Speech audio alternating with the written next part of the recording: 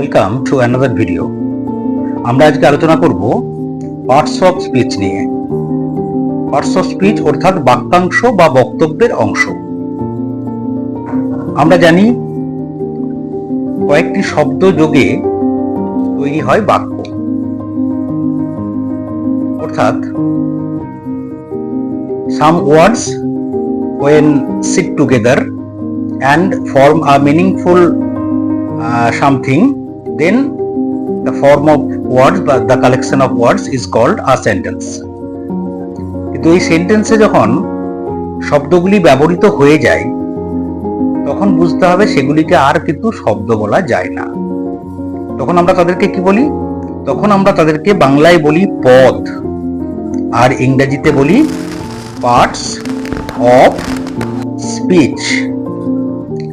Speech কথার অর্থ বাক্য বা যদি বক্তব্য বলি তাহলে সেই বক্তব্যের বা সেই বাক্যের এক একটি পার্টকে আমরা পার্টস অফ স্পিচ বলবো।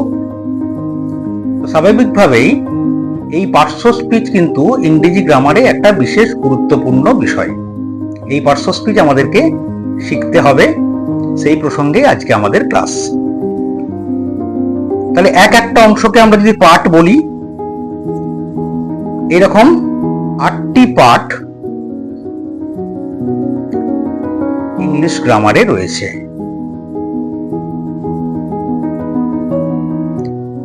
সেই 8টিকেই আমরা কি বলবো?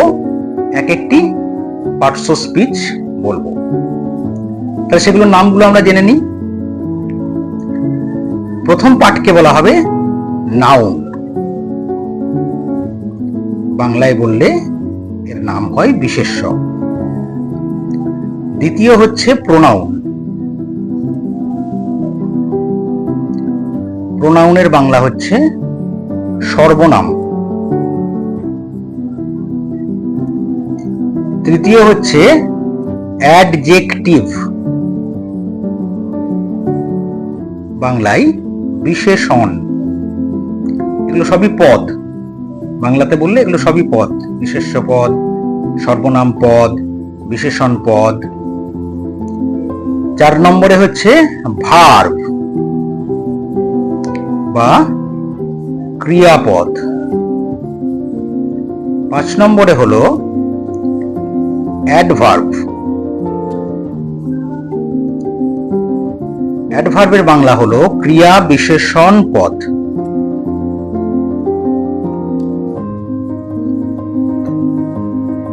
এরপর আমরা 3টি অব্যয় পদ পাবো।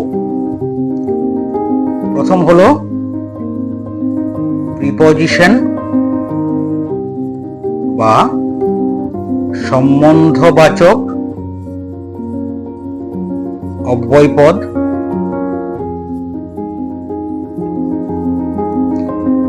তারপরে হলো কনজাংশন, সংযোজক অব্যয়। আর শেষ হলো ইন্টারজেকশন বা আবেগবোধক অব্যয়। আবেগবোধক অব্যয় অর্থাৎ এই 8টিকে আমরা ইংরেজিতে বলবো, এক একটি হচ্ছে পার্ট অফ স্পিচ, আর সবগুলিকে একসাথে বললে পার্টস অফ স্পিচ। অর্থাৎ যখন আমরা কোনো একটি বাক্য লিখবো বা কোনো একটি কথা বলবো, সেখানে যে কটি পার্ট ইউজ হবে বুঝতে হবে প্রত্যেকটি এই এক একটি পার্টের মধ্যে পড়বে। যেমন অ্যাজ ফর এক্সাম্পল আমরা যদি একটা দেখি, Ram plays football with his friends. Ram plays football with his friends.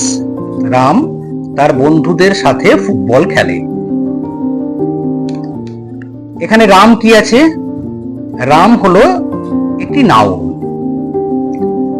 আমরা পরে এগুলো বিস্তারিত আলোচনা করব, নাউন কি বা প্রোনাউন কি, অ্যাডজেক্টিভ কি, ভার্ব কি, অ্যাডভার্ব কি, প্রিপজিশন কি, কনজাংশন কি বা ইন্টারজেকশন কি, এগুলো সবই আমরা পরে বিস্তারিত আলোচনায় যাব। আপাতত আমি উদাহরণ থেকে এগুলো বোঝাচ্ছি যে এখানে কি কি পার্টস অফ স্পিচ আমরা ইউজ করেছি।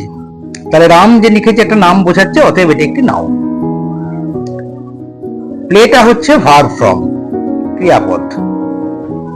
প্লেটা ভার্ব ফ্রম, তাহলে এখানে একটি নাউন ইউজ হয়েছে, একটি ভার্ব ইউজ হয়েছে। এরপরে আসছি ফুটবল। ফুটবলটাও কিন্তু একটি বস্তুর নামকেই বোঝাচ্ছে, অতএব ফুটবলটি এখানে নাউন। তারপরে আমরা আসছি এখানে উইথ। উইথটি একটি প্রিপোজিশন। উইথ হলো একটি প্রিপোজিশন।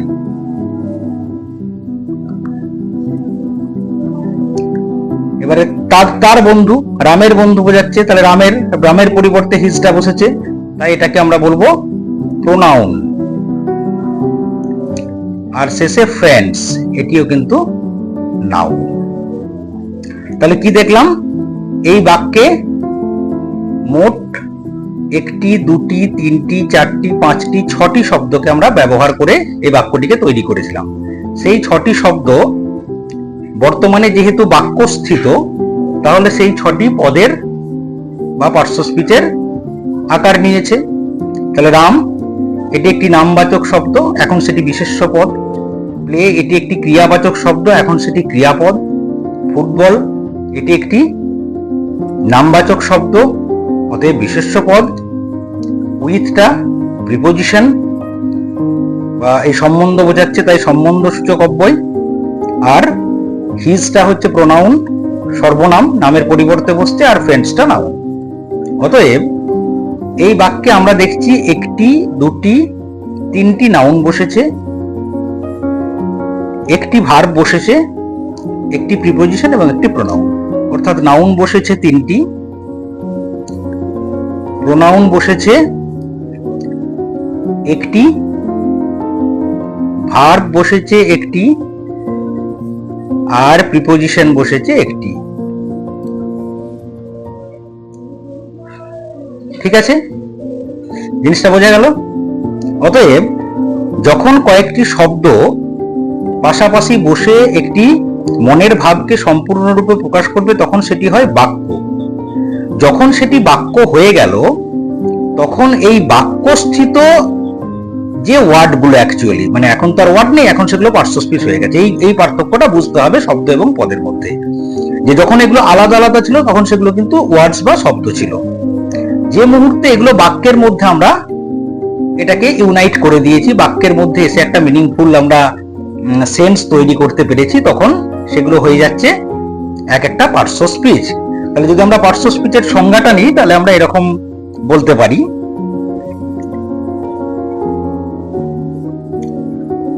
যে বাক্যস্থিত শব্দকে আমরা পদ বা পার্টস অফ স্পিচ বলবো।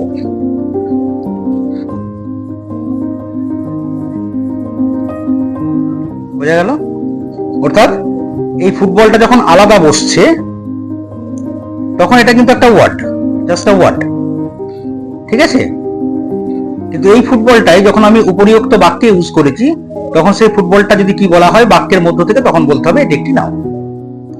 তাহলে পার্টস অফ স্পিচের মূল ধারণাটা হচ্ছে এটা, যে পার্টস অফ স্পিচ আমরা তাহলে কাকে বললাম? পার্টস অফ স্পিচ বলবো তাদেরকেই যেগুলি কোনো একটি বাক্যের বা বক্তব্যের এক একটি অংশ। প্রত্যেকটি অংশকে বলা হয় পার্ট অফ স্পিচ, আর সবগুলিকে একসাথে বললে পার্টস অফ স্পিচ। এরা কটি আছে না, এর 8টি ভাগ রয়েছে ইংরেজিতে। এক এক করে আমরা আরেকবার জেনে নিই। Noun, pronoun, adjective, verb, adverb, preposition, conjunction and interjection. এই 8 প্রকার, এই যে পার্টস অফ স্পিচ, আমরা যতই বাক্য দেখি না কেন, প্রত্যেকটি বাক্যের মধ্যে এই 8 ভাগের কেউ না কেউ থাকবে। এবার সেখানে পজিটিভলি আমরা যেমন আগের ক্লাসে জেনেছি, পজিটিভলি একটি ভার্ব তো থাকতেই হবে সেন্টেন্সে, তাই ভার্ব একটি কমন থাকবে। তারপরে noun, pronoun, adjective, preposition, conjunction, interjection, adverb এগুলো সব থাকতেও পারে, নাও পারে। যেমন যেমন সেন্টেন্সের ব্যবহার হবে তেমন তেমন শব্দের ব্যবহার হবে, পার্শ্ব স্পিচের ব্যবহার হবে। তাহলে স্বাভাবিকভাবেই আমরা বুঝতে পারলাম যে এই পার্শ্ব স্পিচ ইংরেজি গ্রামারের একটি গুরুত্বপূর্ণ অংশ। আমরা যে সমস্ত বাক্য লিখি, যে সমস্ত বক্তব্য বলি, তার মধ্যে এক একটি অংশ, এক একটি পার্ট, এবং সেটি এই 8টি ভাগের মধ্যেই পড়ে। আশা করি বিষয়টি অনুধাবন করা গেল। আজকের ক্লাসে এটুকুই। আবার আগামী ক্লাসে আমরা এই এক একটা ভাগের উপরে বিস্তারিত আমরা পড়ার চেষ্টা করব। ততক্ষণ পর্যন্ত সকলে ভালো থাকবে, শুভেচ্ছা জানাই।